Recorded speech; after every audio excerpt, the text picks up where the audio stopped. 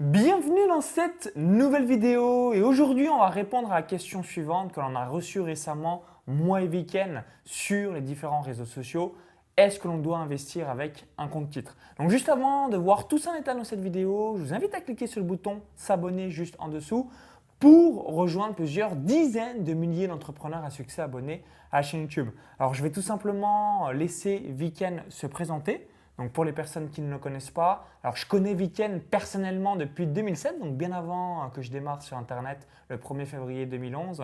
Et également, ensuite, on va revenir en détail. Donc on a pris des notes sur mon MacBook Pro pour faire la vidéo la plus complète et synthétique possible. Donc salut Viken, Salut je te Maxence. laisse te présenter pour les personnes qui ne te connaissent pas. Bonjour à tous. Je me présente brièvement. Donc, je suis trader pour compte propre depuis 2006, c'est-à-dire que j'investis mon propre capital sur les marchés financiers et je fais ça sur les marchés américains. Donc, dans cette vidéo, effectivement, on va parler du compte titre, donc c'est ce qu'on appelle le compte titre ordinaire ou CTO, c'est les initiales de compte titre ordinaire.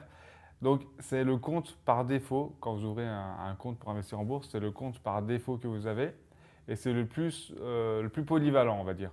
C'est le compte qui vous permet d'investir à peu près sur tous les produits financiers du monde.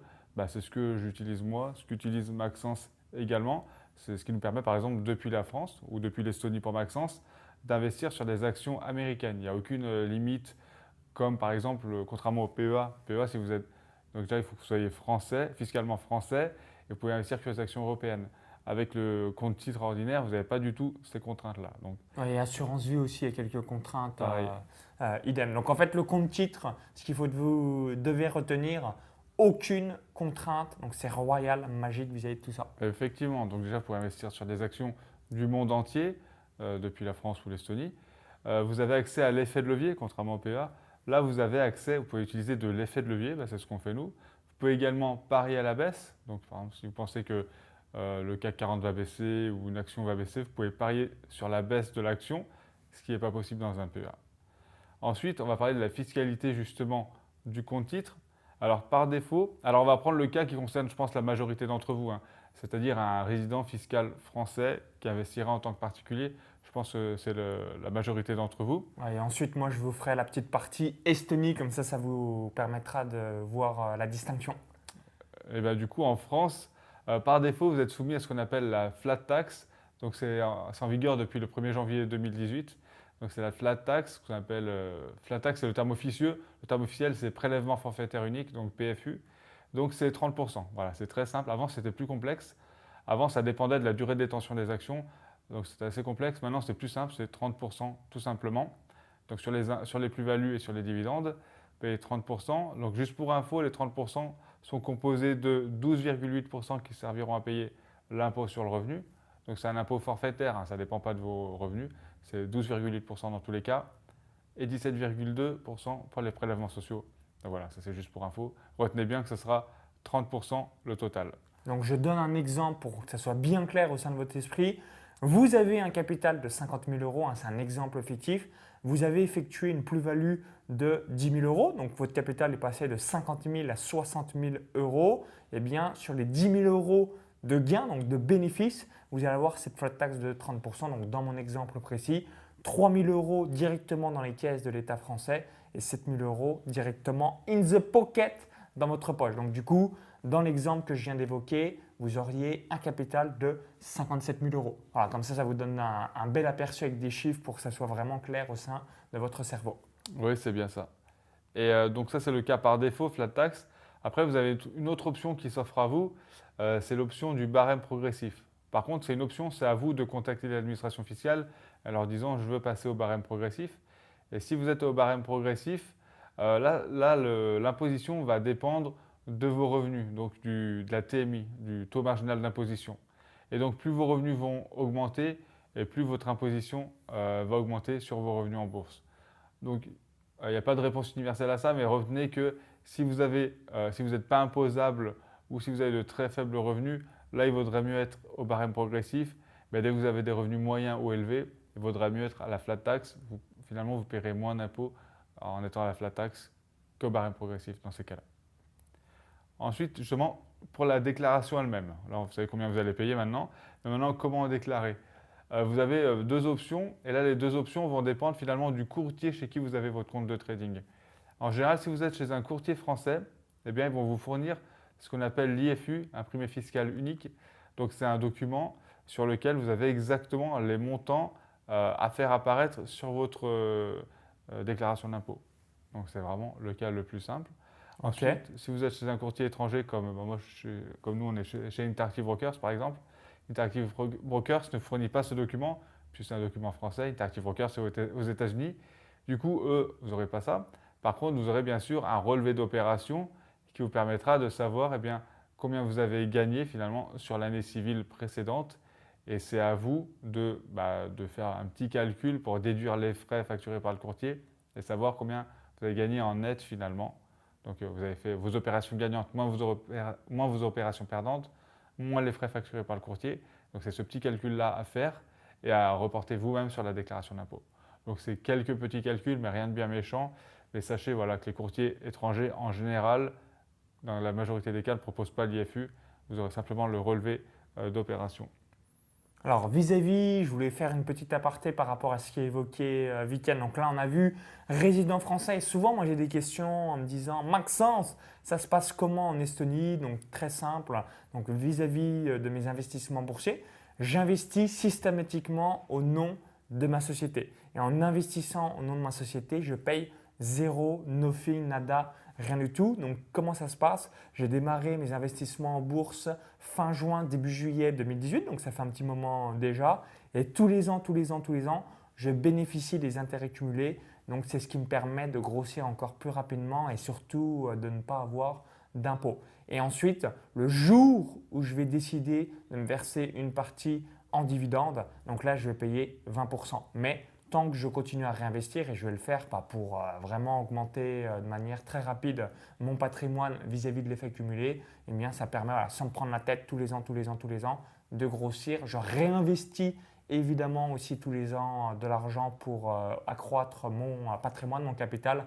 Et c'est ça qui est grandiose vis-à-vis de l'Estonie. Donc, il n'y a pas de flat tax par rapport à ça. Donc, ça, c'est magique. C'est vrai que c'est beaucoup plus simple en Estonie.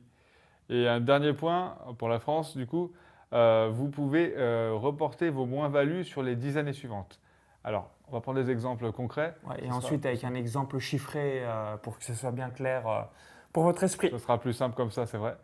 Alors, imaginons qu'une année, donc la première année, vous investissez en bourse, vous perdez 5 000 euros. Voilà, c'est des exemples, mais c'est pour illustrer. Prenons l'exemple, vous démarrez l'investissement en bourse le 18 mars 2022 et qu'au 31 décembre 2022, vous avez perdu 5 000 euros. Voilà, vous avez perdu 5 000 euros sur cette année-là.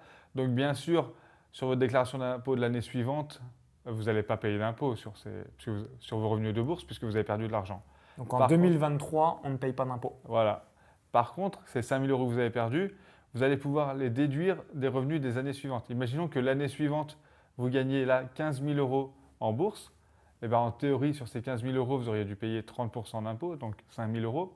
Maintenant, vous n'allez pas payer 5 000 euros parce que vous allez pouvoir déduire de cette plus-value la moins-value de l'année précédente. Donc, les impôts, au lieu de vous faire payer des impôts sur 15 000 euros, ils vont déduire la moins-value de l'année précédente qui était de 5 000 euros. Du coup, la deuxième année, vous paierez des impôts que sur 10 000 euros, donc 15 000 moins 5 000. Donc ensuite, on payerait donc dans l'exemple précis 30% sur les 10 000 euros, Voilà. donc soit 3 000 euros et on aurait 7 000 euros dans sa poche. Exactement, c'est tout à fait ça. Et même si vous faisiez des moins-values sur plusieurs années consécutives, bon, c'est ce que je ne vous souhaite pas, mais on ne sait jamais, et bien sachez que les moins-values, vous pouvez les reporter sur les 10 années suivantes. Donc c'est-à-dire qu'on va donner un autre exemple pour que 100% des gens comprennent. Si on fait des moins-values en 2022 et 2025, les moins-values de 2025, on peut les reporter jusqu'en 2035 ou jusqu'en 2032? Jusqu'en 2035. Ah ouais, donc à chaque fois, une année où on fait des moins-values, où on perd de l'argent malheureusement, hein, chose évidemment qu'on ne vous souhaite pas, mais vous le savez, ça peut arriver, hein, aucune année et c'est carré dans la bourse. On a 10 ans systématiquement pour réaliser les reporter et avoir du coup des taxes minorées. Exactement, c'est tout à fait ça. Donc c'est quand même une chose à savoir. Par contre, il y a une petite astuce, il faut quand même faire quelque chose pour pouvoir bénéficier de ça, c'est que si en fin d'année, vous voyez on est au dernier jour de bourse de l'année, on va changer d'année. Ben, si vous avez une position qui est en perte à ce moment-là dans votre portefeuille, donc ce qu'on appelle une moins-value latente, c'est-à-dire que la position est dans votre portefeuille, mais le prix est moins cher que le prix d'achat, et ben, pour pouvoir bénéficier de cette moins-value, la déduire des plus-values, il faut quand même encaisser la perte dans l'année. C'est-à-dire qu'avant la clôture du dernier jour de bourse de l'année, il faudra clôturer la position pour qu'une perte soit enregistrée sur votre compte de trading. Et c'est qu'à cette condition-là que les impôts considéreront que vous avez perdu de l'argent. Parce que, comme on dit, tant qu'on n'a pas vendu, on n'a pas perdu. Et donc, il faudra clôturer la position pour que la perte soit comptabilisée dans l'année civile sur votre compte. Et après, vous pouvez soit la réouvrir tout de suite, même avant la fin de l'année, soit la réouvrir tout de suite, ou soit vous attendez le premier jour de bourse de l'année suivante et vous la réouvrez à l'ouverture de l'année. Mais en tout cas, il faudra bien la clôturer dans l'année. Donc voilà, moi ce que je conseille, c'est ce que je fais. Si j'ai des positions perdantes au changement d'année, je les clôture pour encaisser les pertes. Et après, je les reprends tout de suite après, bien sûr, parce que les positions, je voulais quand même les garder dans le portefeuille. Merci Viken vis-à-vis de ton feedback. Est-ce que tu as tout évoqué ou il y avait encore une dernière C'est bon, chose que on tu a fait le voulais tour donner? du compte titre ordinaire. Ok, merci vis-à-vis de ton retour d'expérience. Donc dites-nous dans les commentaires juste en dessous, est-ce que vous avez déjà réalisé des investissements boursiers? Donc est-ce que vous utilisez un compte titre en bourse? Donc si vous avez déjà investi, la réponse est oui, mais ça serait intéressant et dites-nous lequel. Donc comme ça va nous permettre de vous connaître davantage. Donc merci une nouvelle fois vis-à-vis du retour d'expérience et du feedback. Si vous avez apprécié la vidéo, cliquez sur le petit bouton like et partagez-la à vos amis entrepreneurs, investisseurs. Ça va leur permettre de les aider et de savoir tous les tenants et les aboutissants vis-à-vis de la bourse. Et pour vous remercier d'avoir visionné cette vidéo, moi et Viken, on voulait vous offrir un cadeau de bienvenue. Donc, tu as concocté quelque chose pour les personnes qui regardent la vidéo. Et également, je voulais que tu parles du club Quanti Trading. Donc, personnellement, je suis membre et j'ai investi plusieurs centaines de milliers d'euros sur ta stratégie boursière. Et à terme, je vais investir 1 million d'euros et plus. Je te laisse tout nous expliquer. Donc vous aurez un lien dans la vidéo YouTube et dans la description. En allant sur ce lien, ça va vous permettre de recevoir totalement gratuitement le nom exact de la dernière action que je viens d'ajouter à mon portefeuille. Donc c'est le portefeuille que je gère dans un compte titre ordinaire, ce qu'on vient de vous évoquer dans la vidéo. Et je vous expliquerai également la stratégie complète que j'applique pour gérer ce portefeuille depuis 2006. Vous aurez également un lien qui enverra vers la présentation du club Quanti Trading dont fait partie Maxence et au sein duquel je partage chaque mois la composition complète de mon portefeuille boursier. J'indique aux membres avec des dates qui sont connues à l'avance par les membres quelles actions j'achète et je revends, quel pourcentage de capital j'attribue à chaque action.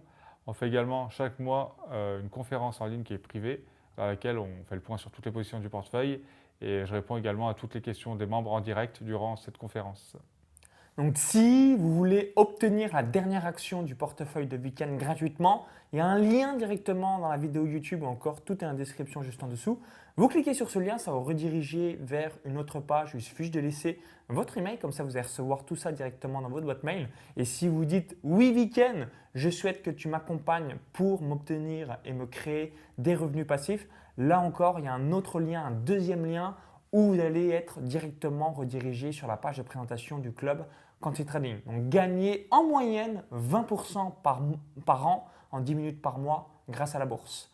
Donc, on vous dit à tout de suite de l'autre côté. Bon investissement boursier, bon revenu passif et vive la bourse!